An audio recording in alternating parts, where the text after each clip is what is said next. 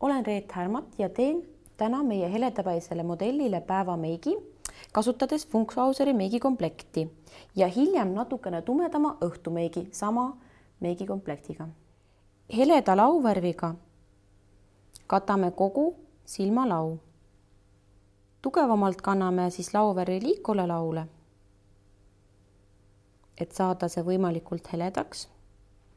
Siis paistab silm värskem ja suurem. Kasutan lauvärvi peale kandmiseks siis Funkhauseri komplektis olevat lauvärvi pintslit. Nii, ja valget lauvärvi kanname siis ka silma alumisele laule.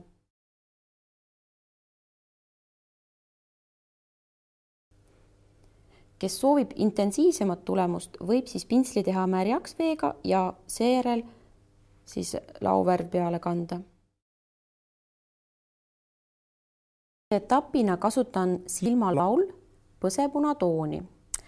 Valisin selle heledama virsikuvärvi tooni, mis rõhutab just siis meie modelli silmade värvi. Ja kanname teda niiviisi õrnalt siia kulmuluule. Selle saame siis välja mõõta täpselt, kui vaatame otse peeglisse, lahti, ja kergelt siis sellele kaarele kanname seda virsikuvärvi põsepuna. Liikuva lau jätame heleda ja kulmualuse kaare jätame heleda.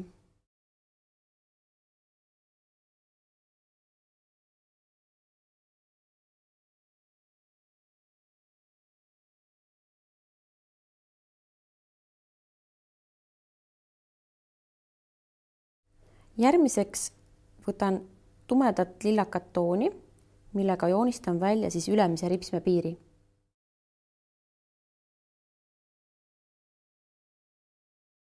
Kannan seda lauvärvi niiviisi hästi peenikese joonena õrnalt siis siia sisenurga poole ja veidi laiemalt välisnurga poole.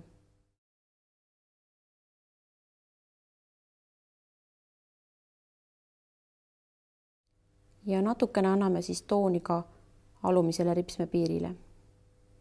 Kui tundub, et läks liiga tumedaks silma alumine ripsmepiir, siis kindlasti võib hajutada julgelt valge lauvärviga.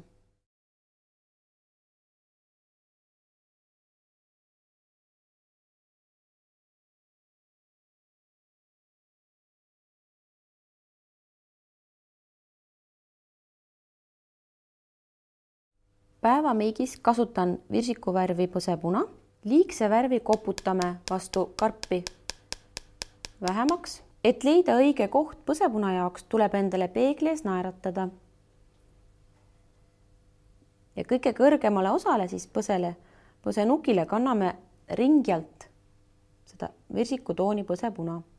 Kui tundub, et põsepuna sai liiga palju, saame seda hajutada ja mahendada kas jumestuskreemi pintsliga või puudripintsliga.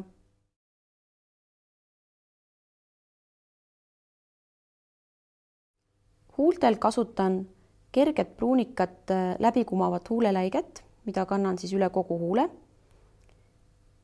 Ja selle huuleläike teeb eriti meeldivaks kerge puuvilja aroom, mis kestab kogu päeva.